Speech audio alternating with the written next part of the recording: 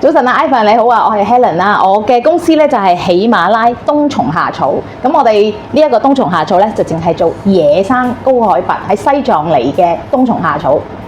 嗱，天氣又凍凍地啦，嗱，呢排開始秋風起啦，咁啊個個都有啲咳咳地啦，咁啊加埋甲流都幾嚴重，我身邊都有好多小朋友咧就病咗啊，考試季節，咁啊個爸爸媽媽咧都好擔心佢哋嘅，啲人就問下，哎呀我氣管唔好啊，有啲咩嘢可以幫手啊咁。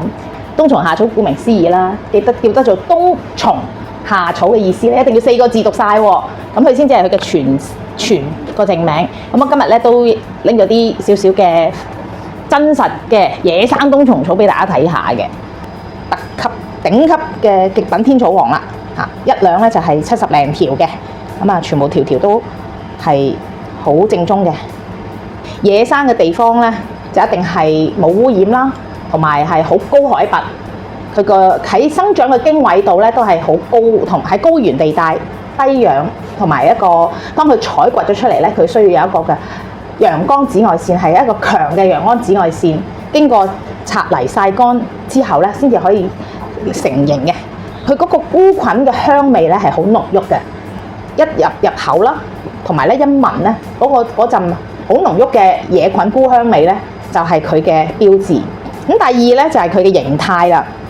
你發覺佢啲形態咧就唔會話條條都直不甩嘅，因為咧當佢遇到某個科真菌而死亡嘅一刻咧，可能佢都係攣攣地咁啊！你同埋咧佢嗰條草嘅顏色咧，唔會話條條咧都好均勻、好金黃嘅，會係有少少一條草裡面咧頂頭嘅位置同埋下身嘅位置咧係會有少少唔同色。點解會係咁咧？呢個就係野生蟲草嘅特色啦。因為一般人佢對野生蟲草嘅睇法咧，知道咧就係話啊，佢一定有4對好清晰嘅腳，同埋佢嘅紋路咧好分明，佢有一對眼，跟住有個尾。咁其實佢真正咧係有8對腳嘅，咁啊有3對好隱藏嘅喺前邊啦，肚嗰度有4對明顯啦，同埋尾嗰度有1對。出肚嘅時候咧，佢係要用當地嘅高海拔嘅陽光紫外線生曬，咁喺佢曬嘅過程裡面咧，佢越受陽光直射多嘅話咧，佢就會變得金黃色啦。咁你知有時係一邊咁佢曬完之後，日出到日落，咁所以佢嗰個顏色嘅均勻度咧係會唔係好全條都一樣金黃色。你會見到咧，真正嘅冬蟲夏草就係會有唔係好均勻嘅金黃色，咁就係叫做野生冬蟲夏草啦。呢個咧就好少人揸住個磅去稱草㗎，咁一條，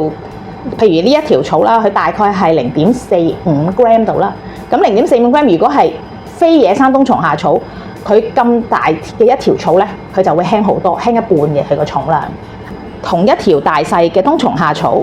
野生嘅，譬如佢係望落去咁大條，呢啲係好大條嘅0.64 gram 一條啦。但係同樣一條咁大條，如果係凍乾嘅非野生嘅草咧，佢係0.48。咁呢個咧就係個分別啦。即係同嗰個重量。Helen 啊，咁點解你公司咧會用喜馬拉咧呢一個名嚟命名嘅？有啲乜嘢嘅意義㗎？其實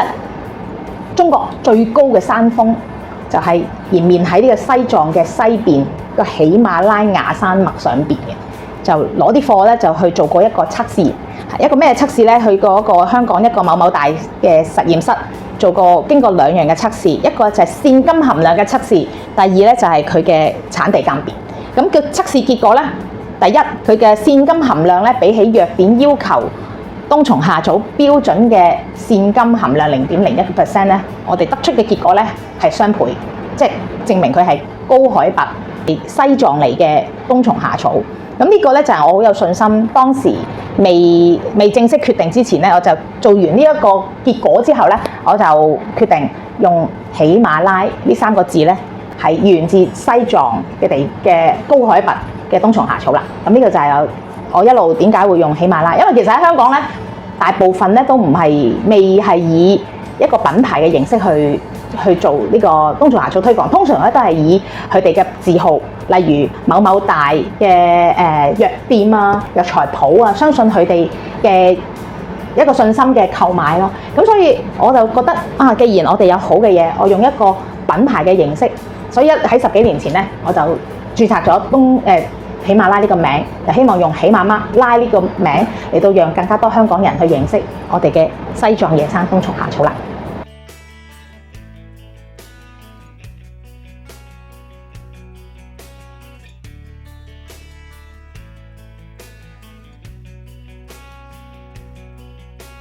喜馬拉冬蟲草點解咁好？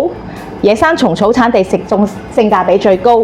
今日推介輕便蟲草，1000零蚊買到，一支屋企，一支公司，一支喺袋度，隨時強肺即時補腎，抵抗力提高。要食蟲草揾我 Helen 科，隨時送到，有我 back up 你嘅 energy 會最高。記得如果想食野生嘅冬蟲夏草，記得揾我 Helen 啦。拜拜。